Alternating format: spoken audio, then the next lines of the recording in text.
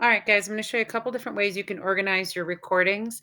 The first way is through your email. So your options are to click on right here to this link. It'll take you to the video or open in your drive. They'll both look the same. So if I go ahead and I click this, I'm going to rename my video here, give it a name that I understand, and I would leave the date and timestamp up here. It'll just make your life a lot easier. Then if you know this is the video you want to use, you're done. You don't want to think about it. You're going to go to organize. And right here, it's going to show you this video lives in your Meet Recordings folder.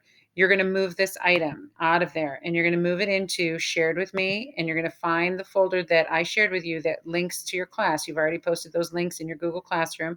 So you're going to hit shared with me. You're going to find the folder. Let's just say that's it. And you would hit move.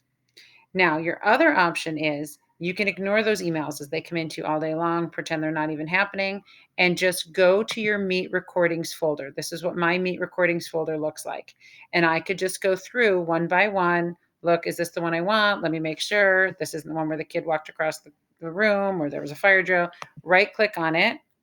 I'm going to move to, when I know this is the one that I want, I'm going to move to, and again, I'm going to go now and go back and go to that shared with me, find that folder, put it in the folder for your class, and then you're done.